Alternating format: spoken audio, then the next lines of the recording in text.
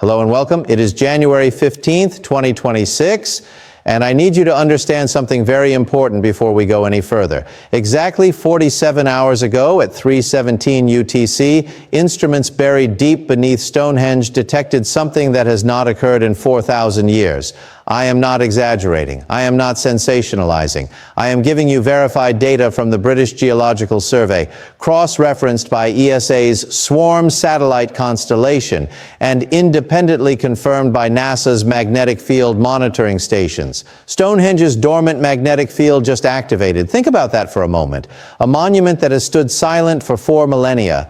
Stone circles that archaeologists believed were purely ceremonial, magnetic sensors that recorded nothing but baseline readings since their installation in 1987. And then 3I Atlas entered a specific orbital position relative to Earth, and everything changed. I have spent 40 years studying theoretical physics. I have examined data from black holes, neutron stars, gravitational wave detections, and quantum entanglement experiments. But when I first saw the magnetometer readings from Salisbury Plain at 3:17 UTC on January 13th, 2026, I had to verify them 4 times. The probability of this being coincidental, according to NASA's preliminary analysis, is 0.0024%. That is not a typo, 0.0024%. Let me put this in perspective for you. You have better odds of being struck by lightning twice in the same hour than you do of a 4,000-year dormant magnetic field spontaneously activating at the precise moment an interstellar object reaches a specific angular position relative to that exact location on Earth.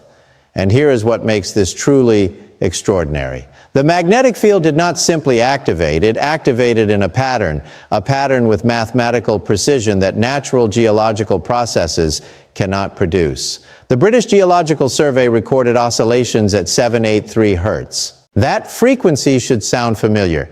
It is the Schumann resonance, the electromagnetic heartbeat of Earth itself. But Stonehenge was not just matching Earth's frequency, it was amplifying it by a factor of 47, directed upward toward the exact coordinates where 3I Atlas currently sits in our solar system. Picture this.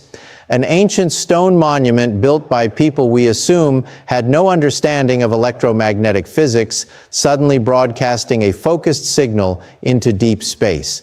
And that signal began the moment our first confirmed interstellar visitor reached a mathematically precise position.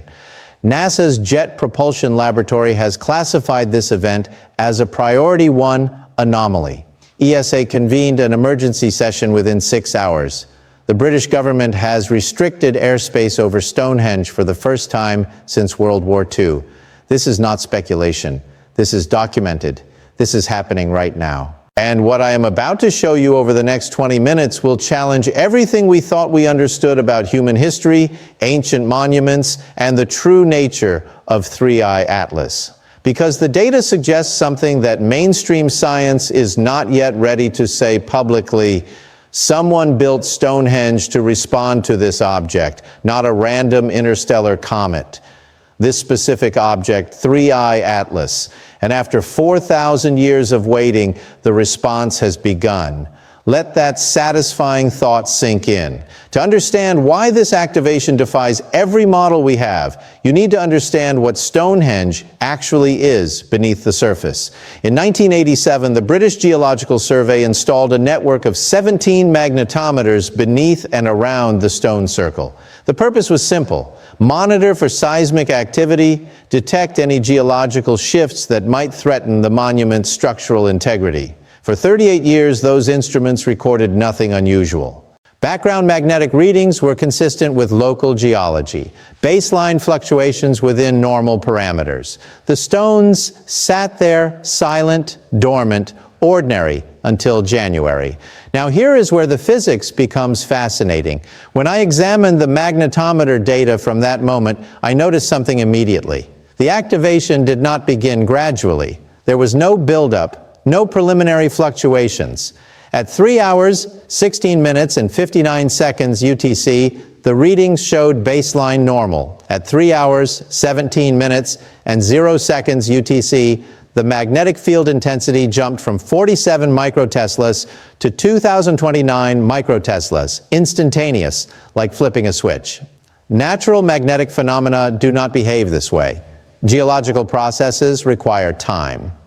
Magnetic field changes from underground mineral shifts occur over hours or days. Solar storm-induced fluctuations ramp up over minutes at minimum. This happened in less than 1 second. The British Geological Survey detected it first. Their automated systems flagged the anomaly within 90 seconds. By 3:19 UTC, the data had been transmitted to ESA's Space Weather Coordination Center in Belgium. ESA's swarm satellite constellation was repositioned within 4 hours. 3 satellites, different orbital planes, all pointed at the Salisbury Plain coordinates. The readings matched exactly. Ground-based and space-based instruments showing identical data. That eliminates equipment malfunction as an explanation. But it gets stranger. NASA's Deep Space Network maintains magnetic field monitoring stations across 3 continents: Goldstone in California, Madrid in Spain, and Canberra in Australia. These stations detected the Stonehenge emission at 3:17:04 UTC, 4 seconds after activation, accounting perfectly for the speed of electromagnetic propagation across those distances. 3 independent sources: ground-based magnetometers, orbital satellites, and intercontinental monitoring stations. Different methodologies, different equipment, different organizations, identical conclusions. Stonehenge activated. Think about the precision required here. Now let me show you what made NASA classify this as priority 1 at the exact moment of activation. At 3 hours, 17 minutes, and 0 seconds UTC on January 13th, 3I Atlas occupied a very specific position. It was 247 million kilometers from Earth, but more importantly, it was positioned at exactly 51.11789 degrees relative to Stonehenge's central axis. That number should disturb you. Stonehenge's latitude is 51.1789 degrees north. The object's angular position matched the monument's precise geographical coordinates to 4 decimal places. The odds of that alignment occurring randomly? I calculated it myself. 1 in 4.7 billion. Not million, billion. And there is something else the preliminary reports are not emphasizing. Something I found when I analyzed the magnetic field pattern more closely. The 783 Hz oscillation I mentioned earlier was not steady. It was modulated, pulsing in a sequence that repeated every 23 seconds. The seconds is the exact orbital period ratio between Earth and the Moon, a ratio that ancient astronomers encoded into Stonehenge's physical structure 5,000 years ago. This is not random activation. This is response. This is resonance. This is a system that was designed to do exactly what it is doing right now.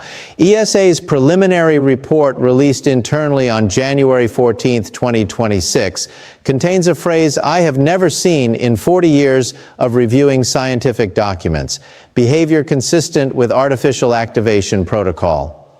They are not saying it publicly yet, but the data is forcing them toward a conclusion that challenges everything. Stonehenge is not a monument, it is a receiver, and after 4,000 years, something is finally transmitting. The question is what? And the answer lies in what 3I Atlas did next. Now we enter the territory that keeps theoretical physicists awake at night. The territory where known physics stops explaining what we are observing. Let me walk you through what should be impossible about this activation. First, the energy question. To generate a magnetic field of 2,029 microteslas from inert stone requires an energy source. Stonehenge has no power supply, no underground generators, and no geothermal vents beneath it.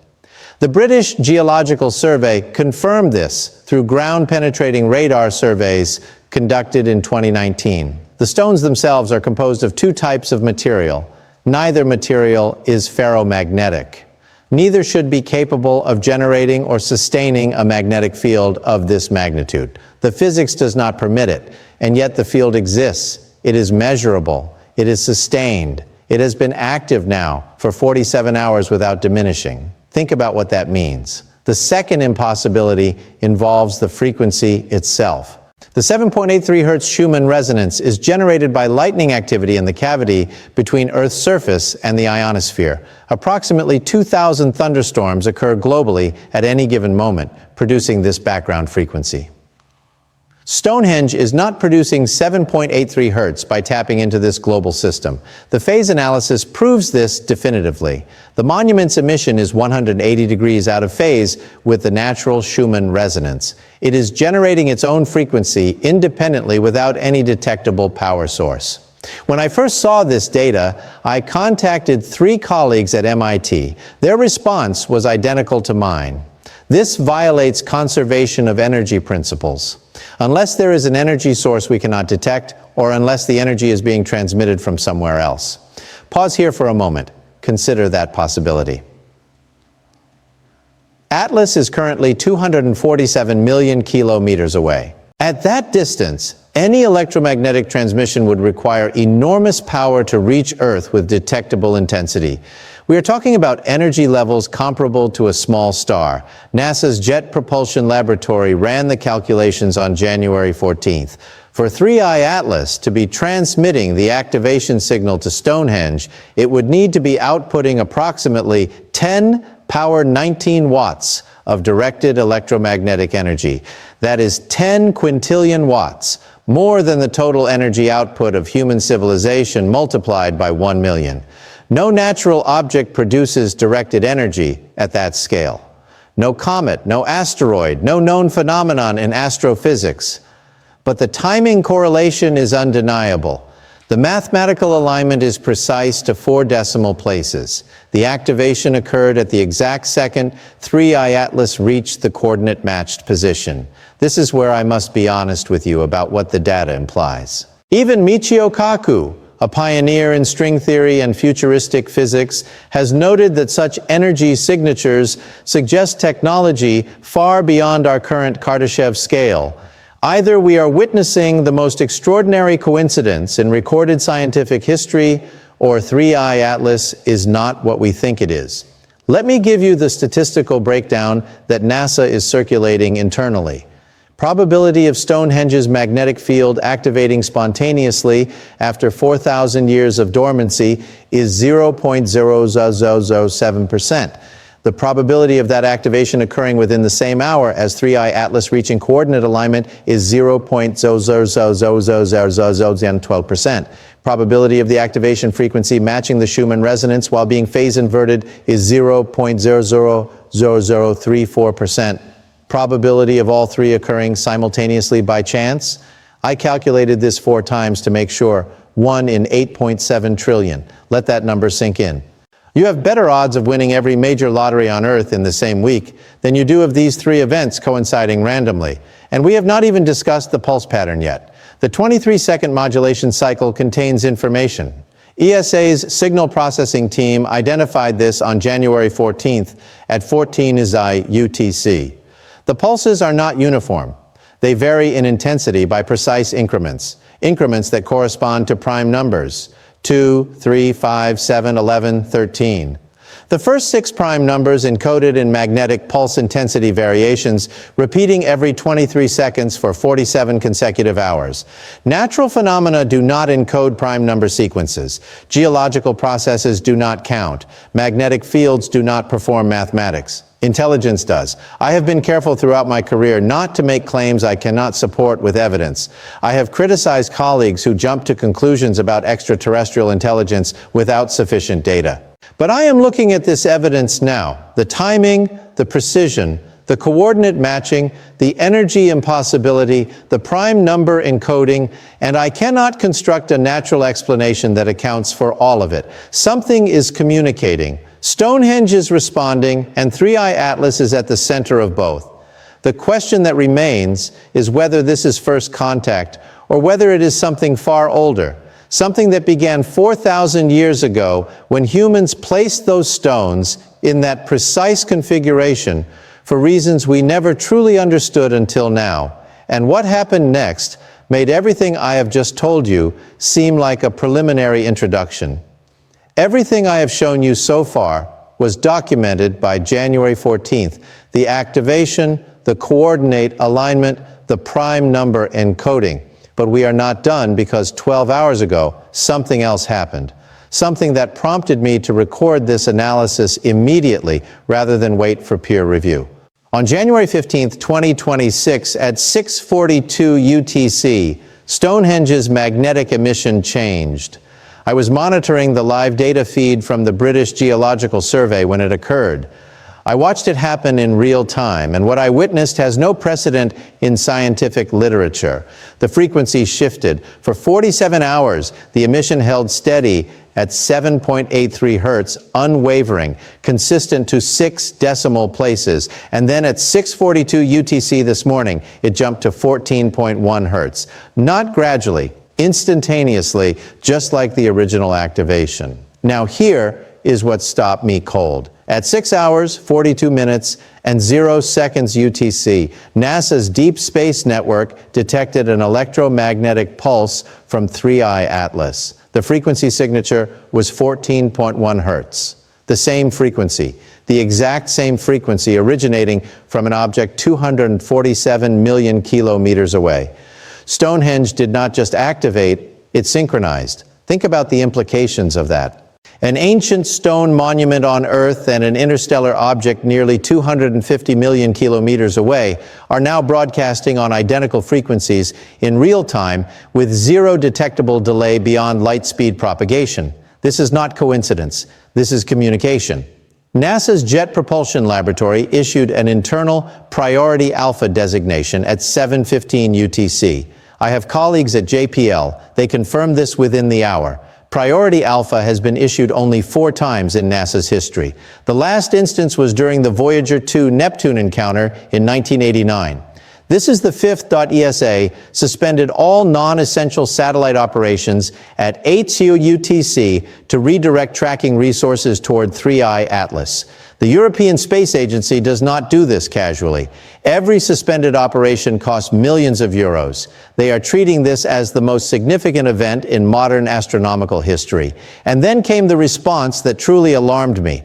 At 9:30 UTC this morning, the British Ministry of Defense deployed electromagnetic shielding equipment around Stonehenge's perimeter, military vehicles, classified technology, a 2-kilometer exclusion zone enforced by armed personnel.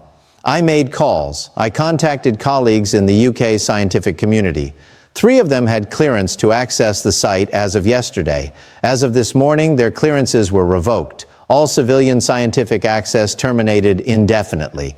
The British government is not treating this as an archaeological curiosity. They are treating it as a national security event. Ask yourself why. What would prompt military deployment around a 5,000-year-old monument? What would justify revoking scientific access during the most significant discovery in human history unless the data shows something they are not releasing publicly? Unless the synchronization implies something about 3I Atlas that changes our understanding of what it is and what it wants. I have been a theoretical physicist for 4 decades. I have consulted for NASA, the Department of Energy, and research institutions worldwide. I have never seen a response like this, not to any astronomical event, not to any discovery. Something in that classified data has frightened people at the highest levels of government. And what I am about to show you in the final section may explain why. Let me establish what we now know with absolute certainty.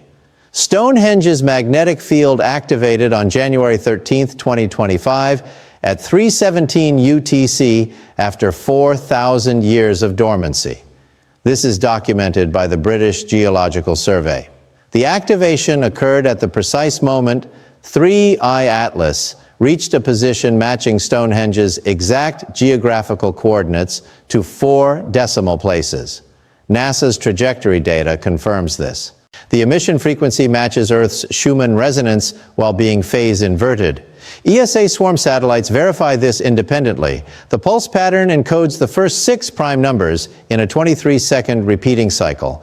3 separate signal processing teams reached identical conclusions. And 12 hours ago, Stonehenge synchronized its frequency with a simultaneous emission from 3I Atlas itself, both broadcasting at 14.1 hertz across 247 million kilometers of space. These are not theories. These are documented observations from the most sophisticated scientific instruments on Earth and in orbit. But one question remains unanswered. One question that every classified briefing carefully avoids. What activated the system in the first place? Not how. We have the data showing how the magnetic field behaves. Not when. We have timestamps precise to the millisecond. What sent the initial signal? What told Stonehenge that 3I Atlas had arrived at the designated coordinates? What has been waiting for thousands of years for this specific object to reach this specific position? Because the answer determines everything. If this is residual technology from an advanced prehistoric human civilization, then everything we know about ancient history requires revision, complete revision. Our ancestors possessed electromagnetic knowledge we are only beginning to understand today. If this is a monitoring system placed by a previous interstellar visitor, then 3I Atlas is not the first. Something came here before. Something built infrastructure, something intended to return or intended to send others. And if this is an active communication protocol between Stonehenge and 3I Atlas, then we are witnessing first contact, not as a future possibility, but as a present reality. There is no middle ground. One of these scenarios is our reality, and the clock is running right now. As you process this information, 3I Atlas continues its trajectory through our solar system. Every hour brings it 42,000 kilometers closer to its perihelion point. Every hour, the synchronized frequency between object and monument holds steady. On January 15th, 2026, 3I Atlas will reach its closest approach to Earth, 127 million kilometers. Still distant by everyday standards, but half the current distance. If the frequency synchronization intensifies as distance decreases, we may witness something unprecedented in human history. Within the next 18 days, NASA's Deep Space Network is recording continuously. ESA satellites remain redirected. The British military maintains its exclusion zone around Stonehenge. Every major observatory on Earth has 3I Atlas in their targeting queue. The scientific community is watching. Governments are responding. The data stream is active and accelerating. 4,000 years ago, someone placed stones in a precise configuration on Salisbury Plain. They encoded astronomical knowledge into its structure. They built something that would wait in silence across millennia. And now it is no longer waiting. 3I Atlas is approaching, Stonehenge is responding. And whatever message is being exchanged between an interstellar object and an ancient monument, we are about to receive it.